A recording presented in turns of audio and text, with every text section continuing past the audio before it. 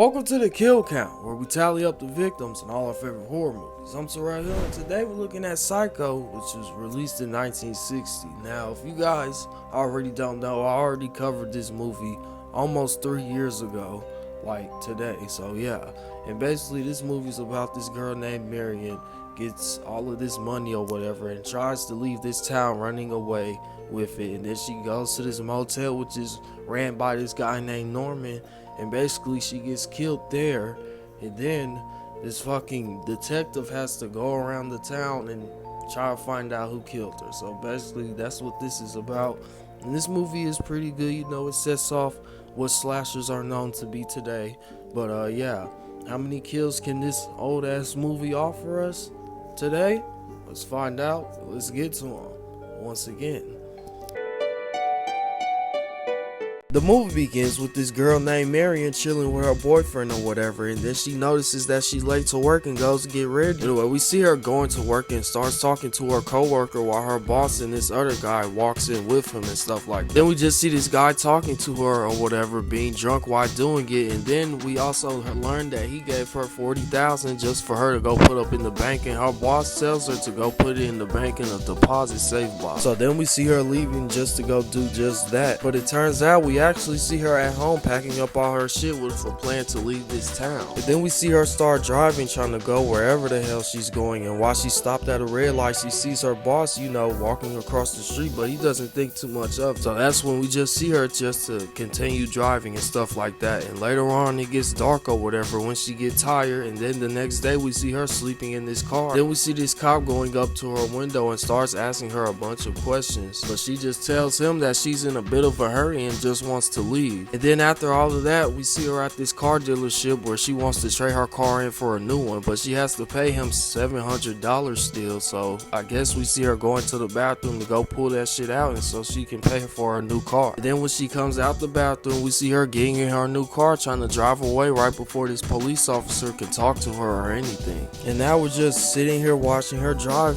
wherever the hell she's driving at. Then later on that night, we see her still driving, but it gets so dark and starts raining hard as fuck, so that causes her to stop and, you know, go to this motel. She checks to see if anyone's inside, and then we meet up with this guy named Norman, which, you know, is helping her get out the car current. And they go inside so she can get checked in so she can get her a room. And then we see Norman just going to go show her the room, and you can tell that this guy is weird off the bat. And after he gets done showing her a tour, he offers her some dinner because he was about to have some. Then we see him coming down there with the food, and he tells her that they should go eat in his office. And when they go in there to go sit down or whatever, and then they start talking about his mom and stuff like that, she tells Norman that his mother should be putting a nursing home, and that just ends up making Norman very mad at her and stuff like that. Then Marion says she's done because she has a long drive ahead of her in the morning, and now I guess she done went back to her room while we see Norman just watching her through this hole. Then after all of that, we just see him, you know, running back up into the house, and then we cut back to Marion in the shower, you know, taking one, and as she's washing up or whatever and stuff like that, enjoying the good hot water, we see that Norman or his mother is coming up slowly with a knife and stuff like that, and it freaks her out. And then see Norman or his mom start stabbing her a bunch while she's in the shower, so I will put her on the count as our first kill. Anyway, we see Norman noticing the blood that just got on his mother for that murder, so he goes out the house to go check what happened, and obviously he's in complete shock. And we see him, you know, starting to clean that shit up so he can get rid of all that murder evidence. And then we see him, you know, just putting her in the trunk or whatever, trying to get rid of all this shit. Then we also see him, you know, putting her suitcase in the trunk as well and stuff like that. And then we see him, you know, putting the car down into this damn swamp or whatever the fuck. And after that, we meet up with Marion's sister Lila walking into this shop. She goes up to Sam asking where her sister is, trying to figure out where she at. Then we see this detective, you know, coming in the shop because he was looking for her too because she stole the $40,000 earlier. And he also tells them that he's just gonna go search the whole damn town for her, and bro literally goes to go do that, searching the whole fucking town for her, until he finally decides to stop at Norman's place or whatever. The detective asks Norman has he seen her around, and Norman just ends up lying to his face. And then the detective asks to see Norman check-in book to see who done checked into his motel. Then the detective ends up finding Marion's name, and now all of a sudden Norman remembers everything now. And then we also see him still lying about what she did that night, and then he offers the detective to go check the room out that she was in if he he doesn't believe. But it seemed like this detective is more interested in Norman's house. Then the detective asks who is that in the window, and Norman tells him that that's his mom and she's sick and he can't go in there to talk to her because she's sick. Then Norman just tells him to leave because he done his job. Then we see him at this phone booth calling Marion's sister so he can tell her everything he just found out. He also tells Marion that he'll be back because as soon as Norman goes to go do whatever the fuck he's doing, we see him just now pulling back up, and then we see him, you know, making his way towards Norman's house or whatever and stuff like that. And then we see him finally making it there, and he just walks the fuck in, and then we just see him walking up these stairs and shit like that trying to find Norman's mother.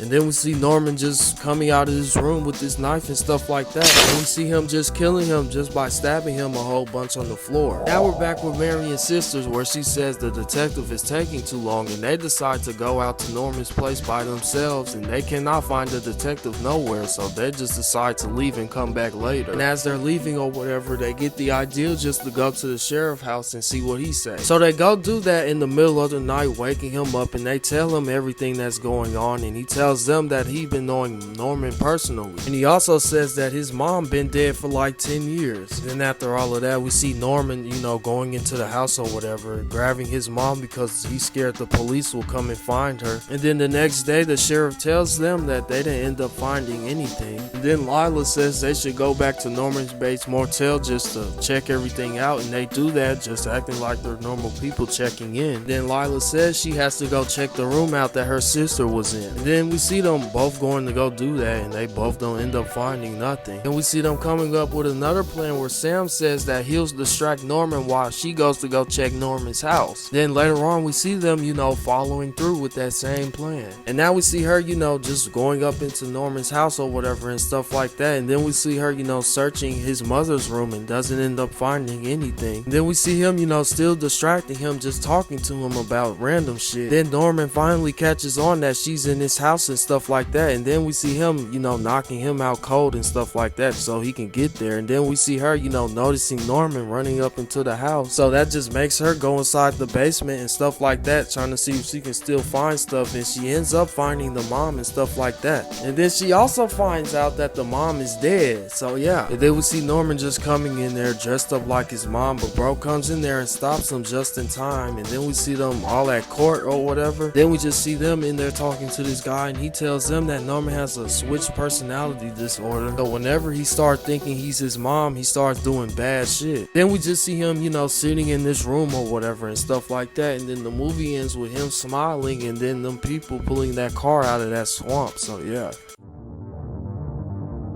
By my count, I only counted 2 kills in this movie, which it being 1 woman and 1 guy. So yeah, that's very fucking even.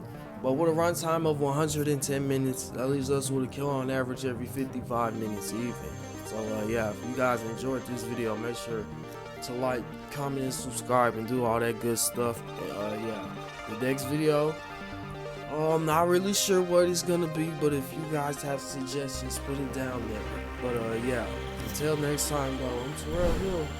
This has been the Kill Count.